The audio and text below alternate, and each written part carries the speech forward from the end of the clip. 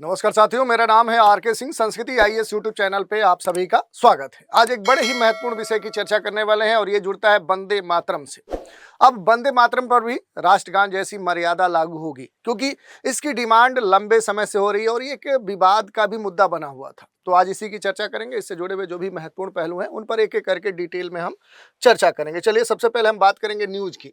जनगण मन की तरह वंदे मातरम के समय भी खड़ा होना होगा, ये अब चर्चा का विषय है और इसके संदर्भ में न्यूज आ रही है कि जो सरकार है वो बनाएगी इसके लिए एक महत्वपूर्ण नियम, जो कि राष्ट्रगान के संदर्भ में देखें तो पहले से मौजूद है।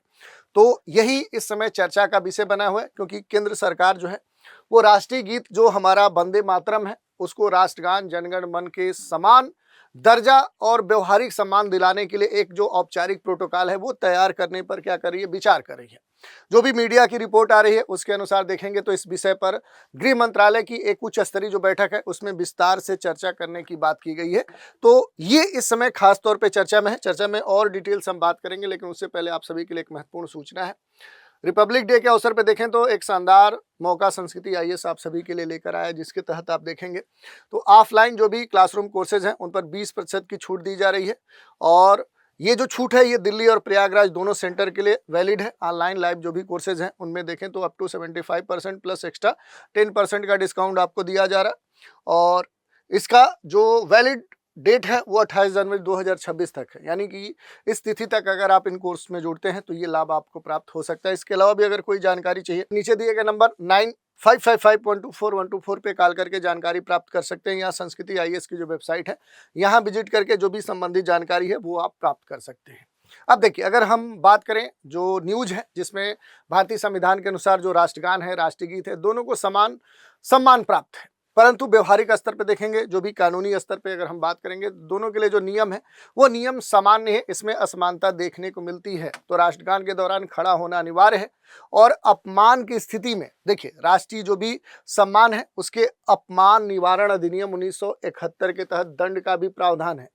लेकिन इसके ठीक विपरीत अगर वंदे मातरम की बात करेंगे, जो हमारा राष्ट्रीय गीत है, उसके समय न तो खड़े होने का या फिर इस तरह की कोई भी कानूनी जो बाध्यता है वो अनिवार्य नहीं है, न ही कोई लिखित जो दंडात्मक प्रावधान है वो अपने देश में है। इसी को लेकर देखें तो एक डिबेट जो है वो खास तौर पे चर्चा में है, जिस कारण से देखेंगे तो अब ये मसला सरकार हल करने पर पूरी तरह से तैयार हो चुकी है, कमर कस ली है। वर्तमान जो स्थिति है वो यही है कि राष्ट्रगान के दौरान देखें तो खड़ा होना अनिवार्य है। राष्ट्रीय सम्मान का जो अपमान है वो अब देखें तो दंड के प्रावधान के तहत आता है, लेकिन राष्ट्रीय गीत के संदर्भ में देखें तो अपने देश में ऐसा कोई भी प्रावधान नहीं है। तो इसी कारण से देखें तो ये मुद्दा चर्चा में है। जो भी प्रस्तावित पहल है उसमें अगर हम बात करेंगे तो प्रस्तावित बदलाव क्या हो सकते हैं, उसमें क्या वंदे मातरम के गायन के समय स्थान और तरीके के लिए स्पष्ट जो नियम है वो बनाए जाएंगे, या क्या इसके गायन के दौरान जो भी राष्ट्रगान है उसी तरह खड़ा होना अनिवार्य किया जाएगा, या फिर राष्ट्रीय जो गीत है उसके अपमान पर जुर्माना या कानूनी जो कार्रवाई है उसका प्रावधान होगा। क्या एक मानक जो आचार संहिता है वो अधिसूचित की जा सकती है, क्योंकि यही चर्चा का विषय बना हुआ है। क्योंकि गृह मंत्रालय की जो बैठक है उसमें इन खास बातों पर विचार किया गया है कि क्या किया जा सकता है। इसके अलावा अगर आप देखेंगे सरकार की जो मंशा है और जो भी राजनीतिक संदर्भ चर्चा में आ रहा है उसमें अगर आप देखेंगे तो वर्तमान जो सरकार है उसका जो पक्ष है कि उसके संदर्भ में देखेंगे तो कांग्रेस पर तुष्टीकरण की जो राजनीति है वो करने का आरोप है। और ये भी आर्गुमेंट है कि 1937 में छंदों को हटाने की जो नीति है उसने विभाजन की जो मानसिकता है उसको बल दिया और सरकार अब इस गीत को उसका पूरा जो सम्मान है वो देना चाहती है। जबकि वहीं देखेंगे जो विपक्षी पार्टियां हैं उनका ये आरोप है कि भाजपा के द्वारा जो इतिहास है उसका कहीं न कहीं राजनीतिकरण किया जा रहा है। और इसमें तर्क दिया जा रहा है कि 1937 का जो निर्णय है वो राष्ट्रीय एकता के लिए था। वर्तमान जो विवाद है वो विशेष करके चुनावों के संदर्भ में देखने को मिल रहा है। तो ये कदम ऐसे समय में देखने को मिल रहा है, ऐसे समय में प्रस्तावित है जब सरकार वंदे मातरम का साल भर चलने वाला जो उत्सव है वो मना रही है। और भाजपा ने कांग्रेस पर तुष्टीकरण करने की जो राजनीति है उसके कारण राष्ट्रीय गीत के महत्व को कम करने का भी आरोप लगा है। वहीं कांग्रेस का आरोप है कि भाजपा इतिहास का राजनीतिकरण कर रही है, विशेष करके आगामी जो पश्चिम बंगाल में चुनाव होने वाले हैं उनको ध्यान में रखते हुए इस तरह की जो कवायद है वो सरकार कर रही है। विवाद की जो जड़ है वो यही है दोनों के बीच में जो भी स्वीकृत जो हिस्सा है उसमें अगर आप देखेंगे कि जो भी पूरा राष्ट्रीय गीत है उसके संदर्भ में जो हिस्से हटाए गए हैं उनको लेकर विवाद है। कारण जो बताया गया है कि उस समय सामाजिक धार्मिक समरसता और गीत के शेष भागों में जो मूर्ति पूजा है, दुर्गा स्तुति है, उसके संदर्भों को लेकर कुछ आपत्तियां थी, जिस कारण से कुछ पार्ट को हटाया गया। लेकिन दूसरी तरफ देखेंगे तो ये जो निर्णय है ये वंदे मातरम के केवल पहले 2 छंद ही गाए जाएंगे। तो इस तरह की जो बात है, इस कारण से ये जो मसला है ये खास तौर पे चर्चा में है, क्योंकि 1937 के कांग्रेस अधिवेशन में वंदे मातरम के जो कुछ छंद हैं उनको क्या कर दिया गया, उनको रिमूव कर दिया गया, उनको हटा दिया गया। भाजपा का ये दावा है कि इस नीति ने विभाजन की जो मानसिकता थी उसे और मजबूत कर दिया। कांग्रेस का इस निर्णय के संदर्भ में कहना है कि ये निर्णय सामाजिक धार्मिक समरसता को बनाए रखने के लिए लिया गया था। वर्तमान जो विवाद है वो राजनीतिक उद्देश्य से प्रेरित है। तो इस तरह की बात, आरोप प्रत्यारोप लगाए जा रहे हैं। अगर थोड़ा सा न्यायिक दृष्टिकोण से देखें तो भावना बनाम कानून का ये मुद्दा अब सुप्रीम कोर्ट तक पहुंच चुका है। 2022 का मसला है। केंद्र सरकार ने जो न्यायालय है उसको सूचित किया कि राष्ट्रीय गीत के लिए अब तक कोई दंडात्मक प्रावधान नहीं है या फिर बाध्यकारी निर्देश जारी नहीं किए गए हैं।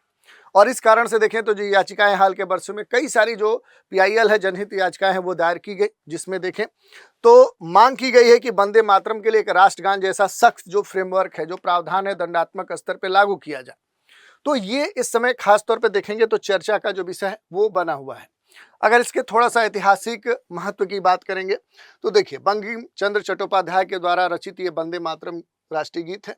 स्वदेशी जो आंदोलन 1905 से 8 के दौरान ये आज़ादी का सबसे प्रभावशाली नारा था उस समय का। ये गीत राष्ट्रवाद, त्याग और मातृभूमि के सम्मान का क्या रहा है, ये प्रतीक रहा है। और यही नहीं, आप देखिए 1905 में जब ये गीत ब्रिटिश हुकूमत के विरुद्ध हथियार बना, स्वदेशी जो आंदोलन है उस समय बड़ा चर्चा में था। पहला सार्वजनिक जो गायन है वो 1896 के कलकत्ता कांग्रेस अधिवेशन में इसे पहली बार गाया गया। और स्वर जो था इसे स्वयं जो रविंद्रनाथ टैगोर हैं उन्होंने स्वर दिया था। आप समझ सकते हैं। और इसके जो प्रभाव है वो बड़े ही महत्वपूर्ण है, क्योंकि प्रोटोकॉल लागू करने के प्रभाव और चुनौतियों के संदर्भ में देखेंगे जो सकारात्मक पक्ष है कि राष्ट्रीय प्रतीकों के प्रति जो सम्मान है, जो अनुशासन है, उसको बल मिल सकता है। राष्ट्रीय जो गीत है, ये संस्थागत जो मान्यता है वो निश्चित हो जाएगी। युवाओं में जो राष्ट्र भावना है उसे और मजबूती मिलेगी। लेकिन कुछ चुनौतियां हैं, जैसे चैलेंजेस की बात करेंगे, व्यक्तिगत जो स्वतंत्रता बनाम जो राज्य के द्वारा जो अनिवार्यता का प्रश्न है, ये एक द्वंद्व है। जो विविधता है, विविधता संपन्न समाज में आम जो सहमति है उसका अभाव देखने को मिल सकता है। जो भी कानूनी जो प्रवर्तन है उससे जुड़ी हुई जो भी व्यवहारिक जटिलता है वो इसमें देखने को मिल सकती है। तो इसके सकारात्मक और नकारात्मक दोनों जो पक्ष हैं वो आप देख सकते हैं। इसके अलावा देखेंगे जो भी यहाँ पर राष्ट्रीय सम्मान, जो अपमान निवारण जो अधिनियम 1971 है, जो राष्ट्र गौरव अपमान निवारण के संदर्भ में देखें तो ये अधिनियम 1971 में क्या किया गया था, डेवलप किया गया था कि भारत में जो भी राष्ट्रगान है, राष्ट्रीय ध्वज है, राष्ट्रीय प्रतीक है, उनका अपमान न हो सके, उसको रोका जा सके। राष्ट्रीय जो प्रतीक है उनका जो सम्मान है वो सुनिश्चित किया जा सके। और देश की जो एकता है, जो राष्ट्रभाव है, उसको भी क्या किया जाए, बनाए रखा जाए। इसके अलावा अगर आप देखेंगे कि जो भी लागू होने वाले जो प्रतीक हैं उसमें राष्ट्रीय ध्वज है, राष्ट्रगान है, अन्य जो राष्ट्रीय प्रतीक हैं जैसे राष्ट्रमंडल जो प्रतीक है, राष्ट्रीय गीत वंदे मातरम अभी भी इस अधिनियम के तहत दंडात्मक जो प्रावधान है उसके तहत शामिल नहीं है। इसके अलावा प्रमुख जो प्रावधान है, जिसमें आर्टिकल 2A में आप देखेंगे किसी भी व्यक्ति के द्वारा राष्ट्रीय ध्वज का जो अपमान है, जो विध्वंस है, वो अपराध की श्रेणी में आता है। 2B के तहत राष्ट्रगान का जो अपमान है, ये सार्वजनिक समारोह में जो भी अनुचित व्यवहार है या खड़े न होने का जो अपराध है वो देखने को मिलता है। तीसरे भाग में आप देखें तो इस अधिनियम के तहत दोषी पाए जाने पर सजा की जो बात है और जो भी आर्थिक दंड है उसकी बात की गई है। कोई भी ऐसा कार्य जो राष्ट्रीय प्रतीक का अपमान करता है वो भी दंडनीय रखा गया। तो इस तरह के जो भी महत्वपूर्ण कानून है वो इसमें बनाए गए हैं। सजा की बात करें तो धारा 3 और 4 के तहत दोषी पाए जाने पर क्या हो सकता है, 3 साल तक कैद हो सकता है और भी जो जुर्माना है वो भी देना पड़ सकता है। वंदे मातरम के बारे में जो भी बेसिक जानकारी है वो भी आप देख सकते हैं। ये एक तरह से देखें तो ये उपन्यास से गुजा हुआ राष्ट्रभक्ति का स्वर है। रचयिता बंकिम चंद्र चट्टोपाध्याय है। स्रोत जो लिया गया है उपन्यास आनंद मंच से लिया गया है। जो भी भाषा है इसकी वो संस्कृत निष्ठ बंगाली है। और मैं मातृभूमि को नमन करता हूँ, ये इसका एक तरह से निहितार्थ या इसका जो अर्थ है वो हमें देखने को मिलता है कि मैं मातृभूमि को नमन करता हूँ। तो ये गीत केवल शब्दों का समूह नहीं है बल्कि मातृभूमि के प्रति जो असीम श्रद्धा हो सकती है। जो राष्ट्रभक्ति का जो प्रतीक है वो भी माना जाता है। स्वतंत्रता आंदोलन में अगर इसकी भूमिका की बात करेंगे तो 1905 में स्वदेशी जो आंदोलन है, उस आंदोलन में ये महत्वपूर्ण तौर पे देखें तो एक जन नारा बन गया था और ब्रिटिश शासन के विरुद्ध देखेंगे तो जो भी राष्ट्रीय चेतना थी उसका एक महत्वपूर्ण प्रतीक भी था। कांग्रेस अधिवेशन की बात करेंगे और सार्वजनिक जो भी इसका गायन हुआ तो 1896 में कलकत्ता कांग्रेस अधिवेशन में पहली बार ये गायन के स्तर पे इसे गाया गया। रविंद्रनाथ जो टैगोर हैं उन्होंने इसे अपना स्वर दिया। कांग्रेस जो कार्य समिति है उसने 1937 में ये निर्णय लिया कि वंदे मातरम के केवल पहले 2 छंद ही गाए जाएंगे और इसी को लेकर देखें तो एक तरह के जो डिबेट है, जो एक द्वंद्व है वो देखने को मिल रहा है। संवैधानिक स्थिति की बात करेंगे तो वंदे मातरम को राष्ट्रीय गीत का दर्जा प्राप्त है। 26 जनवरी 1950 को ये स्थिति स्पष्ट कर दी गई कि भारत का जो राष्ट्रीय गीत है वो वंदे मातरम है। राष्ट्रगान से अगर संबंध की बात करेंगे तो जो राष्ट्रगान हमारा जनगण मन है वो भारत का राष्ट्रगान है और वंदे मातरम को राष्ट्रगान के समान अगर हम सम्मान की बात करेंगे तो वो सम्मान प्राप्त है, लेकिन इसके लिए कोई जो नियम है, जो प्रावधान है वो अपने देश में देखने को नहीं मिला है।